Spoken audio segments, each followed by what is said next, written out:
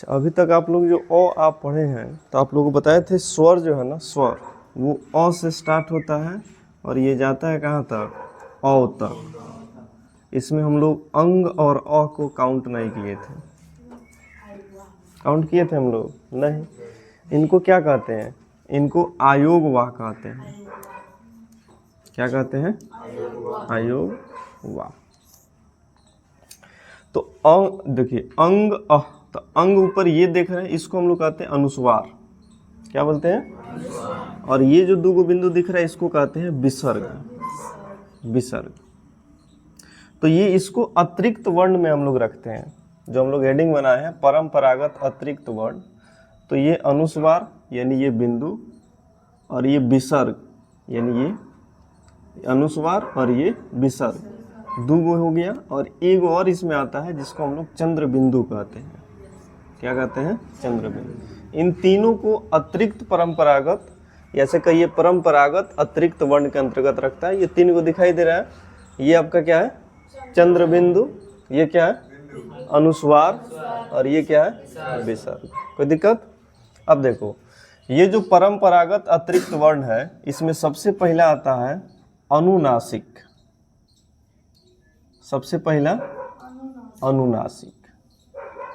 और अनुनासिक वह होता है जिसका जब उच्चारण हम लोग करते हैं, जब इसको बोलते हैं अनुनासिक को, तो इसमें से नाक से कम और मुख से ज़्यादा वायु निकलता है, उसको अनुनासिक कहते हैं। या दूसरे भाषा में आप यह बोल सकते हैं कि ऐसे स्वर होते हैं जिनके ऊपर क्या लगा रहता है? चंद्र बिंदु लगा रहता है, उनको हम क्या बोल सकते हैं? अनुनासिक। अगर परिभाषा लिखना हो तो हम लिख सकते हैं कि ऐसे स्वर, या ऐसे लिख सकते हैं कि जिसमें, बताइए, नाक से कम, नाक से कम और मुख से ज़्यादा वायु निकलता है। मुख से ज़्यादा वायु बाहर निकलता है, बाहर निकलता है, उसे अनुनासिक कहते हैं ना जी। उसे क्या कहते हैं? अनुनासिक कहते हैं। इसका जो उपयोग होता है ना, अभी समझ लीजिए पंडित जी, इसका जो उपयोग होता है हिंदी में, ऐसे कहें कि यह तद्भव, तद्भव आ गया, आप लोग पढ़ेंगे। तद्भव जो शब्द होते हैं हिंदी में, हिंदी में कौन सा शब्द? तद्भव शब्द में इसका उपयोग होता है। तद्भव शब्द में इसका उपयोग किया जाता है, या इसका उपयोग होता है, उपयोग होता है। जैसे बताइए कुछ एग्जाम्पल्स जिसमें चंद्र बिंदु का उपयोग होता हो। चांद हो जाएगा, बहुत बढ़िया। और चांद, दांत, ठीक है, आँख। ये कौन से शब्द हैं? तो आपके अगर तद्भव शब्द है ना जी। और तद्भव शब्दों में आप देखिए सबके ऊपर चंद्र बिंदु लगा। इसका जब उच्चारण कीजिएगा ना तो इसमें नाक से कम और मुख से ज़्यादा वायु बाहर निकलेगा। चांद, समझ रहे हैं ना? मुख, आँख बोल रहे हैं तो मुंह से ज़्यादा निकल रहा है। आँख, तो ख बोल रहे हैं तो देखिएगा वायु ज़्यादा निकल रहा है, समझ रहे हैं ना? थोड़ा सा प्रेशर दे के बोलिएगा तो आँख, दांत, तो मुख से ज़्यादा और नाक से कम। यानी अनुनासिक वे होते हैं जिसमें नाक से कम और मुख से ज़्यादा वायु बाहर निकलता है, उसे अनुनासिक कहते हैं। यह कहाँ यूज होता है? तो तद्भव, हिंदी के तद्भव शब्द में इसका उपयोग किया जाता है। एग्जाम्पल आप देख रहे हैं, चांद, दांत, आँख। तो चंद्र बिंदु क्लियर हो गया, कोई दिक्कत इसमें? दूसरा अनुस्वार। तो अनुस्वार को हम लोग इसमें बोलते हैं, अनुस्वार ही रहने देते हैं, कोई दिक्कत नहीं। अनुस्वार एकदम इसका उल्टा हो जाएगा। इसका, इसमें नाक से कम और मुख से ज़्यादा निकल रहा था, इस वाले में क्या हो जाएगा? मुख से कम, ज़्यादा। इसमें लिखेंगे, इसमें उल्टा कर देते हैं, मुख से कम तथा नाक से ज़्यादा वायु निकलती है। ज़्यादा वायु बाहर निकलती है, ऐसे भी लिख सकते हैं, बाहर निकलती है। ठीक है, इसको कहाँ यूज किया जाता है? तो इसको बोलते हैं हम लोग तत्सम में। यह तत्सम में यूज होता है। किसमें? तत्सम। तत्सम संस्कृत वर्ड है ये, इसको ये तत्सम नहीं, तत्सम विसर्ग में आएगा। विसर्ग संस्कृत जैसे अतः प्रातः होता है ना जी, अतः प्रातः, ये सब क्या है? संस्कृत शब्द है। तो वो छोड़ दीजिए। तत्सम संस्कृत, विसर्ग संस्कृत में यूज होगा। इसको बस ऐसे याद रखना है अनुस्वार में कि इसमें मुख से कम तथा नाक से ज़्यादा, और इसमें नाक से कम और मुख से ज़्यादा, एकदम एक दूसरे का उल्टा है। एग्जाम्पल तो आप सबको पता है ना जी। क्या कहिएगा? कहिएगा सर दंत, दांत की जगह कहिए दंत ना जी। अंग, अंग, रंग, संयम, संस्कार, ये सब में देख रहे हैं क्या यूज हो रहा है? तो आप कहिएगा सर अनुस्वार। कोई दिक्कत? चलिए इसको नोट कीजिए, फिर थोड़ा सा और समझ लेते हैं। तीसरा हम लोग का क्या होगा? विसर्ग ना जी। विसर्ग। चंद्र बिंदु, जब भी आपसे कोई पूछे, चंद्र बिंदु को अनुनासिक भी कहते हैं। अनुनासिक में देखिएगा, अनुनासिक बोलिएगा एक तरह से तो उसमें नाक शब्द का यूज छुपा हुआ है। अनुनासिक, समझ रहे हैं ना? तो नाक उसमें आ जाएगा। तो जब भी आपसे कोई कहेगा अनुनासिक बताइए, तब बता सकते हैं कि ऐसे शब्द या अनुनासिक वह होता है जिसके उच्चारण में नाक से कम वायु बाहर निकलता है। ज़्यादा मन नहीं बोलना है, नाक से कम और मुख से ज़्यादा, तो ऐसे को हम लोग बोलते हैं अनुनासिक। और अनुस्वार इसका एकदम उल्टा हो जाता है ना जी। इसमें बोलेंगे क्या हम? नाक से ज़्यादा और मुख से कम, उसको अनुस्वार कहेंगे। विसर्ग बोलेंगे, यह संस्कृत में यूज होता है। यह संस्कृत में स्वर के बाद आता है, स्वर के बाद आता है, मतलब इसका अधिक यूज संस्कृत में है, समझ रहे हैं ना? हिंदी में इसका यूज कम होता है। जैसे अतः, देख रहे हैं ना? अतः, प्राप्तः, दुख, दुख ना जी, प्रायः। तो लास्ट में आप जो दो बिंदु दिख रहे हैं उसी को हम लोग क्या कहते हैं? इसी को विसर्ग कहते हैं। इसी को विसर्ग कहा जाता है। ठीक है, ये किस में यूज होता है? संस्कृत में। और ये किसके बाद आता है? स्वर के बाद। सबसे इम्पोर्टेंट पॉइंट है ये, स्वर के बाद आता है। अब यहाँ पे समझना ये है कि हम लोग इस अनुस्वार को और इस विसर्ग को स्वर के अंतर्गत नहीं गिनते हैं। गिनते हैं क्या? नहीं। स्वरों की संख्या कितनी होती है? 11। 11 कौन कौन? तो अ, आ, छोटी, बड़ी, छोटा ऊ, बड़ा ऊ, री, ए, ऐ, ओ, औ। बस अंग अ को काउंट नहीं किया जाता है। तो फिर क्यों नहीं किया जाता है? समझ रहे हैं? उसके बहुत सारा रीजन होगा।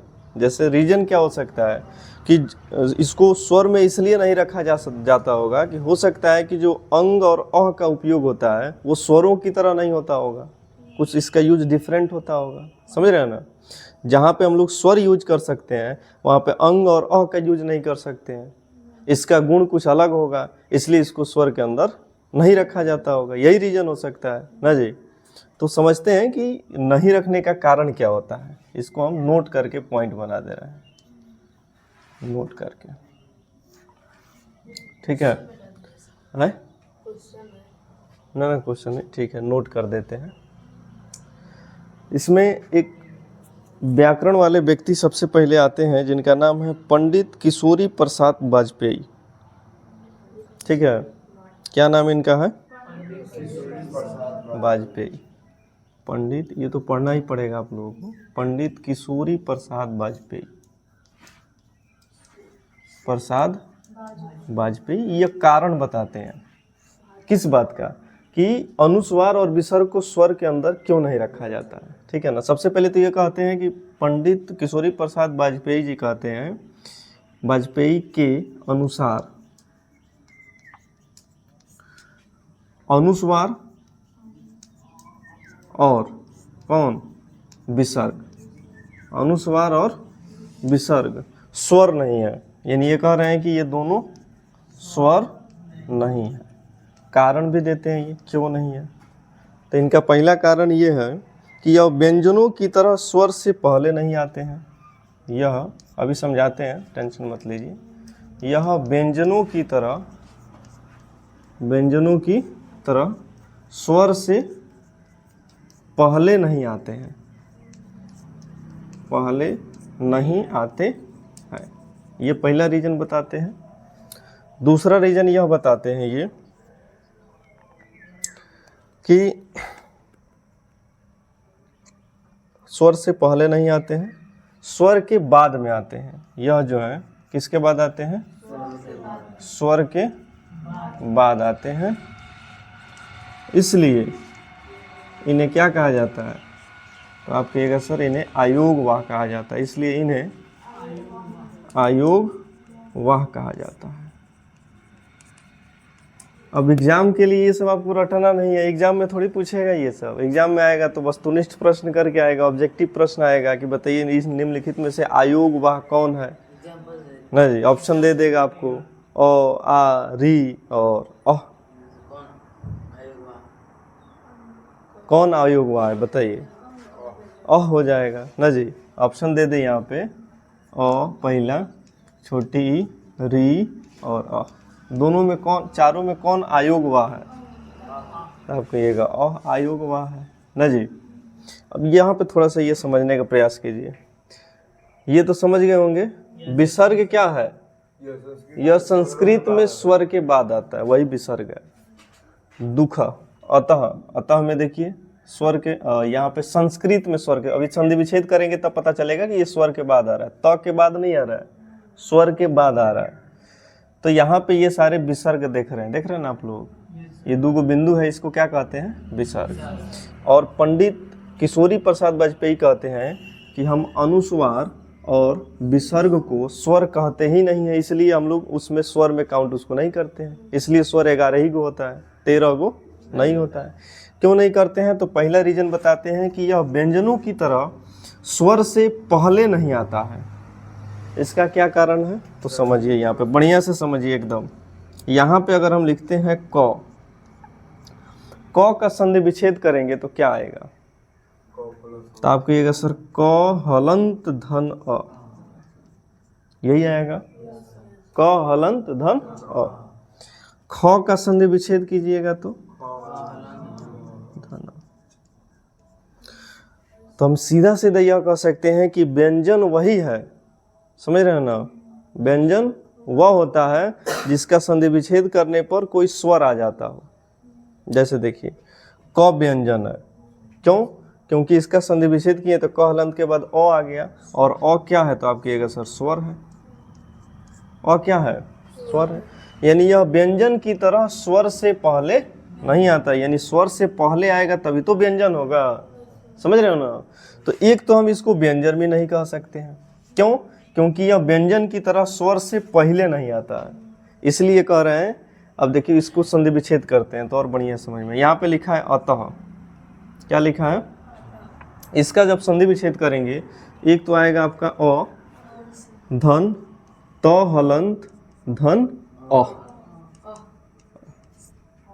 देख लीजिए, अह जब कहिएगा तो ये विसर्ग जो है ये किसके पहले बाद आ रहा है, तो आप कहिएगा एक स्वर के बाद आ रहा है। जो कौन सा स्वर है, अ है, अ के बाद आ रहा है, समझ रहे हैं ना।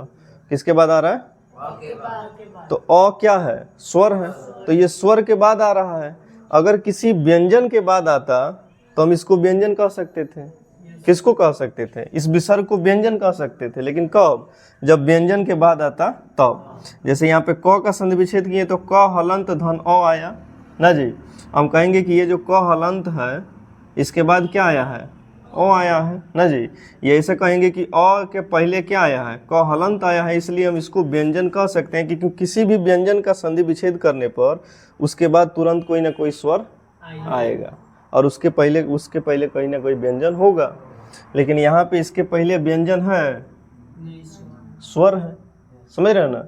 इसको इसलिए इसको हम इसको व्यंजन नहीं कह सकते। तो व्यंजन क्यों नहीं कह सकते, ये समझ में आया? सर अब तो खा वो वाला नहीं हो जाएगा। कौन सा? नहीं भाई, इसमें भी छुपा हुआ है ना ऊ की मात्रा। अरे द का संधि विच्छेद करोगे तो ऊ की मात्रा आएगा तब ना विसर्ग आएगा, तो फिर वो भी स्वर हो जाएगा विसर्ग के पहले। तो व्यंजन इसको क्यों नहीं कहते, इतना समझ में आया कि नहीं? आप कहेंगे आ गया, क्योंकि व्यंजन होने के लिए स्वर से पहले व्यंजन का आना जरूरी है, लेकिन यहाँ पे स्वर से पहले व्यंजन नहीं आ रहा है, तो अस्वर ही आ रहा है, इसलिए अब व्यंजन नहीं है। बात क्लियर है? ये प्रमाणित करते हैं, प्रूफ देते हैं इसका। दूसरा, यह स्वर के बाद आता है। किसके बाद आता है? तो स्वर के बाद आता है, तो समझ रहे हैं आप, अ के बाद आ रहा है तो अ क्या है? स्वर है, इसलिए इसको हम ना व्यंजन कहते हैं और ना ही स्वर कहते हैं। बात क्लियर है? बोलो। व्यंजन क्यों नहीं कहते हैं? तो आप कहिएगा सर किसी भी व्यंजन का संधि विच्छेद करने पर, ठीक है ना, उसके तुरंत बाद कोई स्वर आता है, उसके तुरंत पहले कोई व्यंजन आता है। व्यंजन और स्वर एक साथ आते हैं, लेकिन यहाँ पे स्वर आ रहा है, व्यंजन आ रहा है क्या? नहीं आ रहा है। दूसरा पॉइंट, इसको स्वर क्यों नहीं कहते हैं? व्यंजन क्यों नहीं कहते, ये तो समझ में आ गया। स्वर क्यों नहीं कहते हैं, इधर समझ लीजिए। इसको स्वर भी नहीं कहा जाता है, क्योंकि दो स्वर कभी भी एक साथ नहीं आ सकते, कभी भी एक साथ नहीं आ सकते, नहीं आ सकते हैं।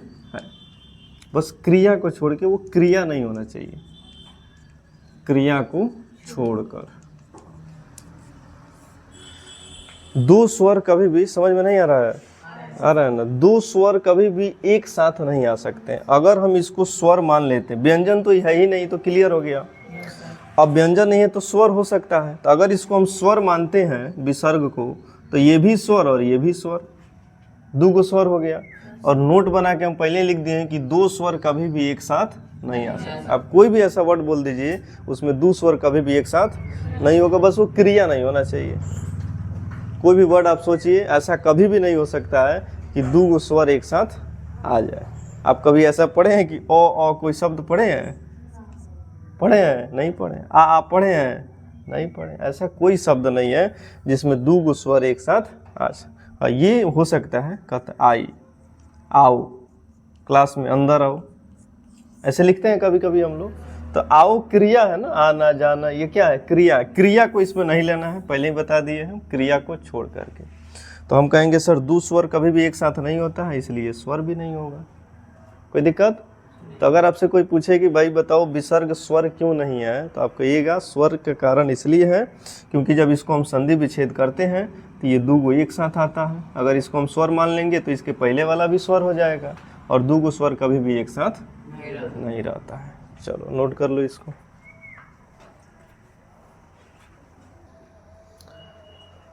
इसके आगे अब स्वर का वर्गीकरण नहीं है। स्वर का वर्गीकरण जब भी पूछेगा, जितना पढ़ा है उसी में से आएगा, ठीक है ना। विपरीत स्वर, अर्धविपरीत स्वर, ये सब पढ़ा है ना। विजातीय स्वर, सजातीय स्वर, ठीक है, उच्चारण के आधार पर।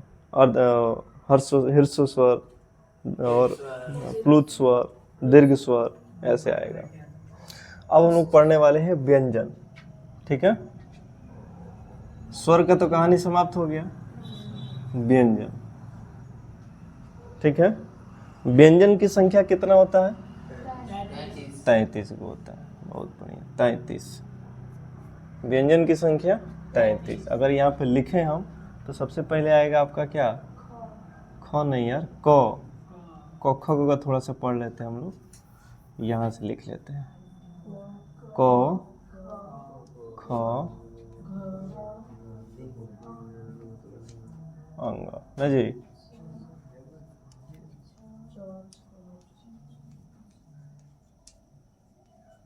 या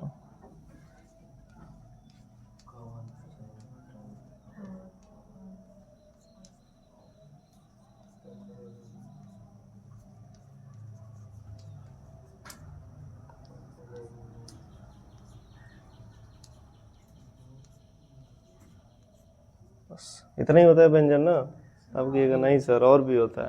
कौन कौन? कौन कौन होता है बोलो?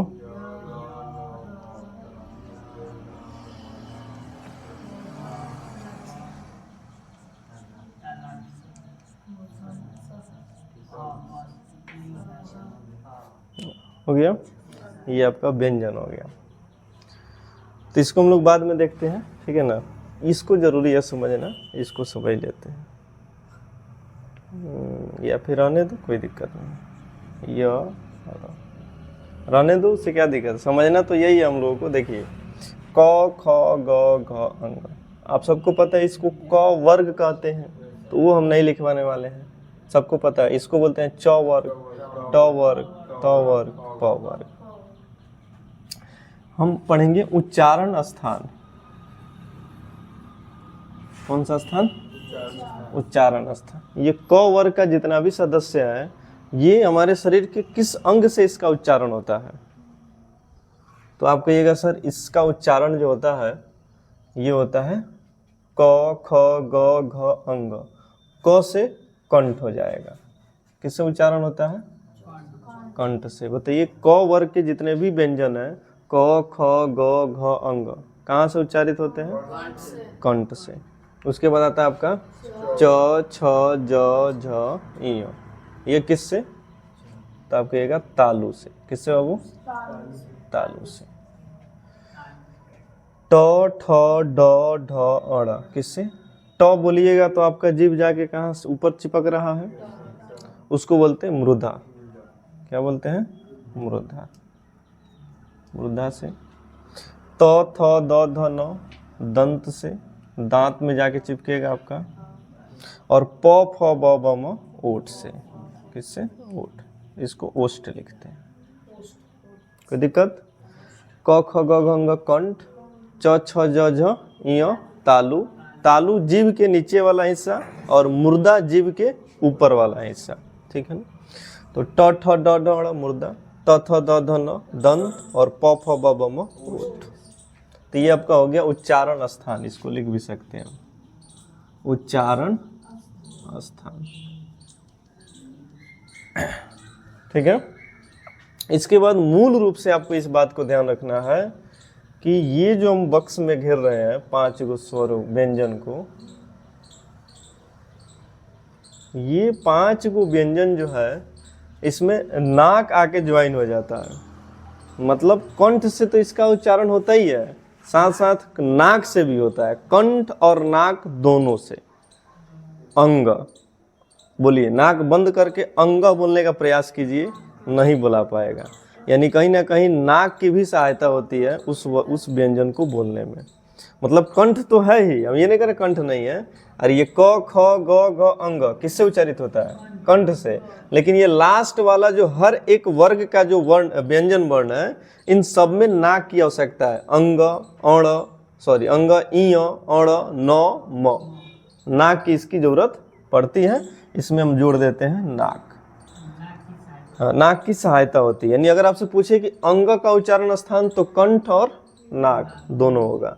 तालु का कंठ और सॉरी ये च वर्ग में जितने भी व्यंजन वर्ण है उनका तालु से, लेकिन इयों का तालु और नाक। अण का नहीं मुर्दा और नाक, मुर्दा और नाक। और न का दंत और म का ओठ और नाक। समझ में आया इतना? ये लास्ट वाले जो जितने भी वर्ण व्यंजन वर्ण है, इन सबको बोलने के लिए हमको किसकी आवश्यकता पड़ती है? नाक की।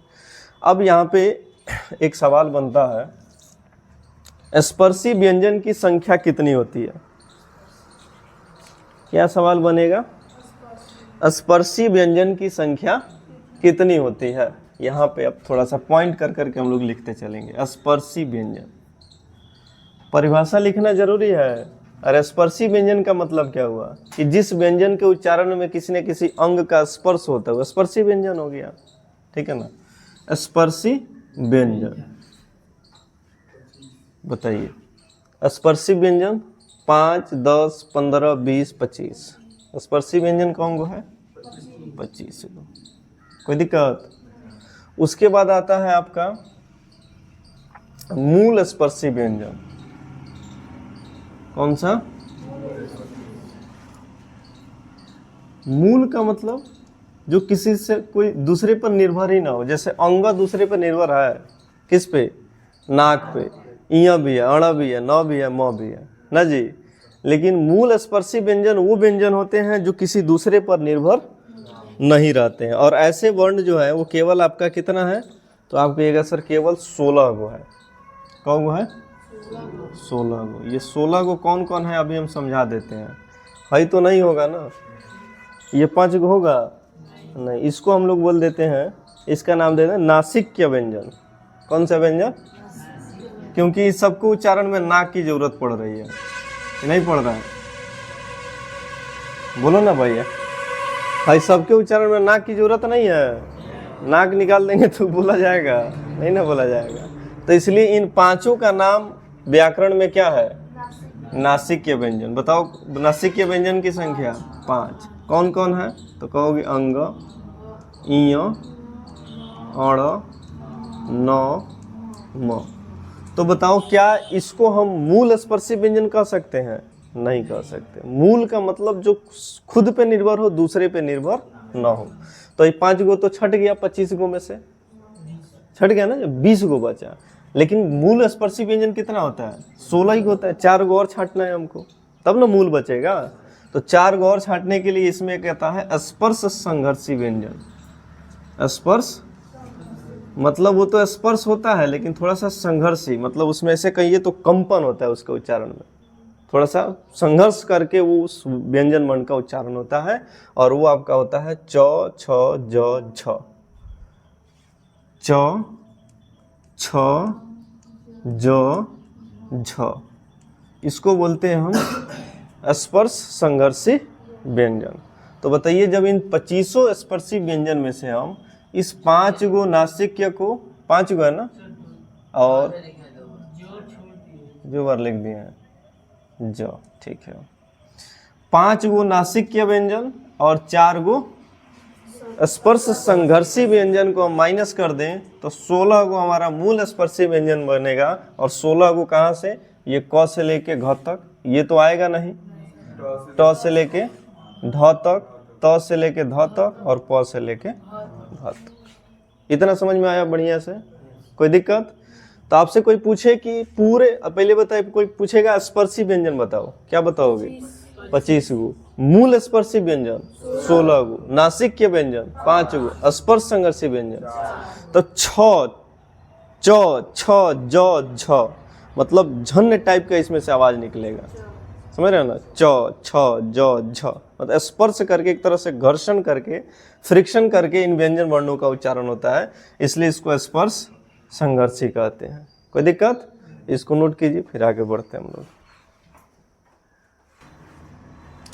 समझो, इसको भी यहीं पे देख लेते हैं हम लोग ना जी, या फिर इसको शायद हमको लग रहा है लिखवाए भी हैं। य, र, ल, व, इसको बोलते हैं अंतस्थ व्यंजन। अंतस्थ व्यंजन नहीं लिखवाएंगे तो लिख लीजिएगा। और तलाबे स, मूर्धन स, दंत स और ह, इसको बोलते हैं उष्म व्यंजन। क्या बोलते हैं? उष्म व्यंजन। ठीक है। एक और इसमें आता है छ, त्र, ज्ञ और स्र, इसको बोलते हैं संयुक्त व्यंजन। क्या बोलते हैं बाबू? संयुक्त व्यंजन। हमको लग रहा है ये पढ़ा है आप लोगों को, संयुक्त व्यंजन। ठीक है। वहाँ पे संधि विच्छेद भी करके बताएं छ का उच्चारण किससे किससे होता है, त्र का क्या होता है, ज्ञ का और स्र का क्या होता है। ठीक है ना, कि नहीं बताएं? बता दिए। चलिए अब समझना है हम लोगों को अघोष और सघोष। अघोष और सघोष। सघोष को हम लोग घोष भी कहते हैं, घोष। चलिए अघोष सघोष। अच्छा, पहले अ कि स वर्णमाला में? वर्णमाला में पहले अ कि स? पहले अ। तो इसलिए जब अघोष की बात करेंगे तो पहले वाला जो ये 2 गो सीरीज है, पहले ये सीरीज का नाम देते हैं पहला, दूसरा, तीसरा, चौथा, पांचवा। तो पहले सीरीज और दूसरे सीरीज में देख रहे हैं ना, ये जितने भी व्यंजन वर्ण आपको दिख रहे हैं ये दोनों क्या कहलाएंगे? तो आप कहिएगा सर अघोष। क्या कहलाएंगे? अघोष। आसान है एकदम। अ मतलब सबसे पहले अ आता है तो सबसे पहला और दूसरा अघोष में आ जाएगा। क, च, ट, त, प। ख, छ, ठ, थ, फ। ये क्या होगा? अघोष। तो अघोष की संख्या कितना हो गया? 10। अघोष की संख्या 10। और कौन कौन है ये तो आपको पता चल गया। पहले और दूसरे ये जितने श्रेणी में जितने भी आपका व्यंजन वर्ण दिख रहे हैं ये सब क्या है? अघोष है। कोई दिक्कत? खूब प्रश्न यहाँ से बनता है अघोष सघोष से और अल्प प्राण महाप्राण से। अभी अल्प प्राण महाप्राण बाद में देखते हैं। अघोष तो क्लियर हो गया और जो बच गया वो क्या हो जाएगा? सघोष हो जाएगा। तो ये आपका हो गया सघोष। नीचे वाला मिटा देते हैं ना, नीचे वाला इसको हटा देते हैं, लिख लिया। अघोष सघोष बोलिए। अघोष सघोष में कोई दिक्कत नहीं, जीवन में कभी नहीं बोलिएगा। पहले अघोष की पहले सघोष?